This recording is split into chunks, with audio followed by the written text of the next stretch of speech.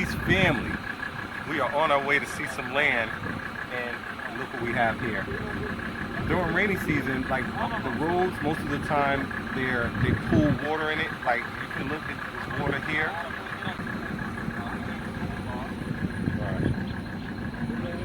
So pretty much coming into this land, we have pockets of water.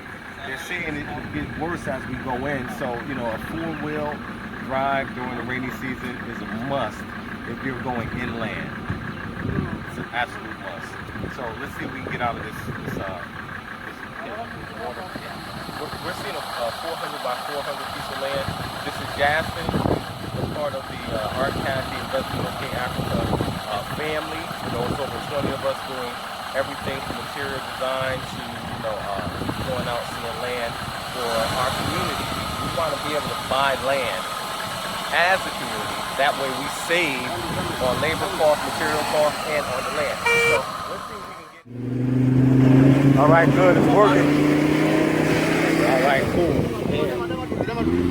The dirt was kicking up, but yeah, this is what it is here during rainy season. You see, you know, bag sustain damage, so it's definitely not a good idea for cars with, you know, low bodies to go through these types of areas during rainy season.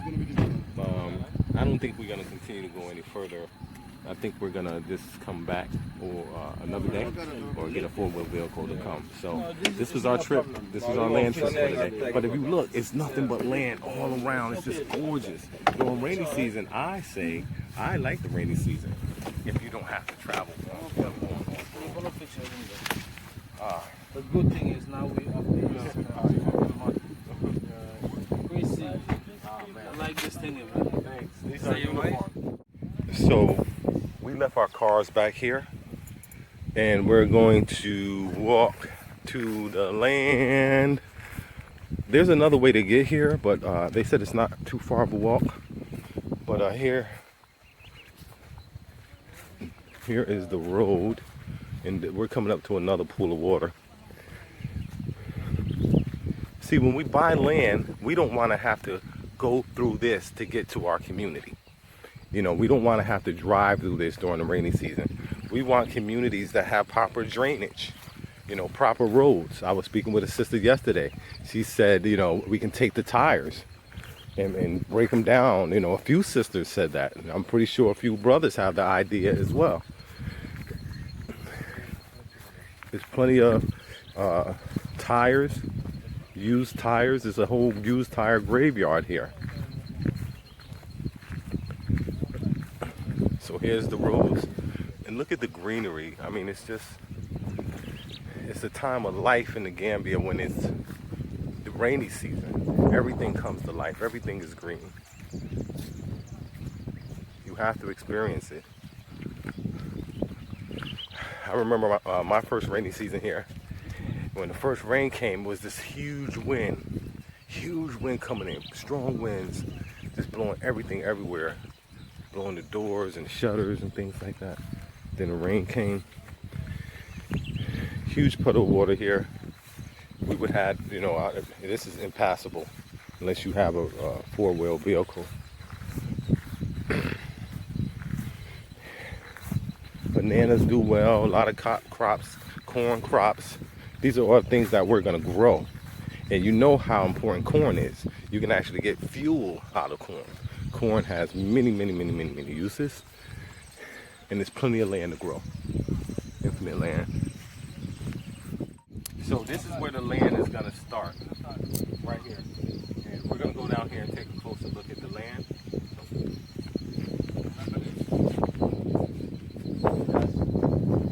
Remember this? Oh, that mound, right? Okay, I see.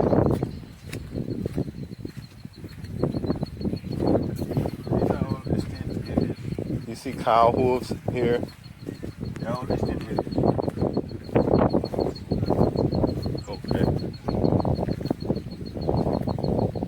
All right, cool. Yeah. There's some developments that's in the area, but this is the land here. Go all the way to the back, all the way over there. I don't have my measuring tape, but you see the idea. Now on this land, what we can do, together as a community, we can have a complete community project. I haven't done real estate development, but I'm pretty sure there's many of you out there who have. We can get you to this point. You know, we're doing business amongst our people, our own kind. But so it's 400 this way. So I was speaking with Brother Saeed, and we were talking about having a walking trail property, having a walking trail, having a park there. You know, greenhouse. I'm into renewables. We need a greenhouse.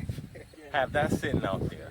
You know, having an area that's doing industry, that's, you know, where we're producing products. We're taking our corn, we're taking the mangoes, we're taking the medicinal plants. They have neem, they have moringa plants. There's all types of products, and we can produce many products right from here, or a community like this. So when you come to our community, first of all, you're on a road, and then you're going into a community that have roads. Many of the developments here, you know, you have these big, beautiful houses, but the roads, you know, are filled with water during the rainy season. And, you know, when it's dry season, it's like, you know, you're going to do a bumpy road. We don't want to digress. We want to progress. So that means do a collective development. So those of you who are real estate people, it's time to organize. You know, we're beginning to organize for the community. We have a healthcare steering committee, as well as an education steering committee. Brother Jonathan is spearheading that. So we're laying the foundation, but it takes people. It takes people to come together. We all have individual projects that we want to do. Nothing new, all right? What we want to do, though, is collectively have projects that can support us in our bigger project. You know, someone who's, you know, a massage therapist can come and they can provide that service for the community. You know, other areas of endeavor, our educators, our doctors, you know, our healthcare people. So just take a look. This land, we can get about 300 units. 300 units, depending on how we lay it out. You know, we need city planners. You know, there's a lot going on here in West Africa. We need to solve the problems of government. You know, education, healthcare, transportation. Spoke with Saeed about security, national security, our nation. We're going to build a small microcosm. You know, citizenship, that's important, but that shouldn't be at the top of our priorities. You know, that will happen in the natural progression. Our focus here should be, you know, looking at exports. Gambia's exporting 1.6 billion. They're importing 1.6 billion. They're exporting like 100 million.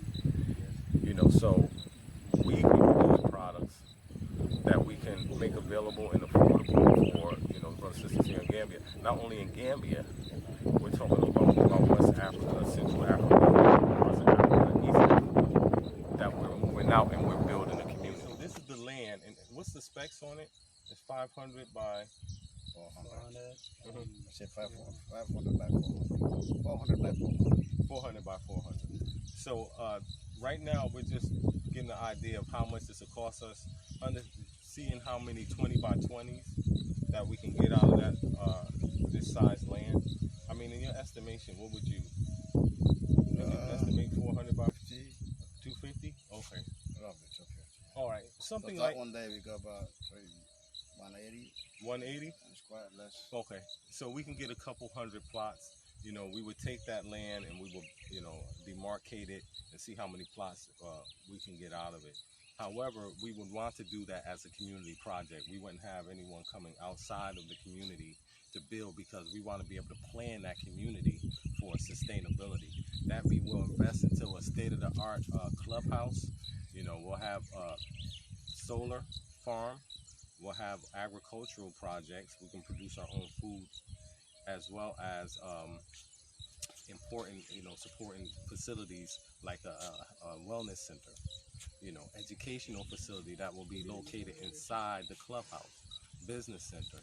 So this is the land. We're going to finish speaking. This brother right here, we've been, I've known him for a while now here in the Gambia. He's actually have other commercial projects taking place. We're going to check that out. Me and G, we went and saw a property. I think it's about 3 or 4 story property.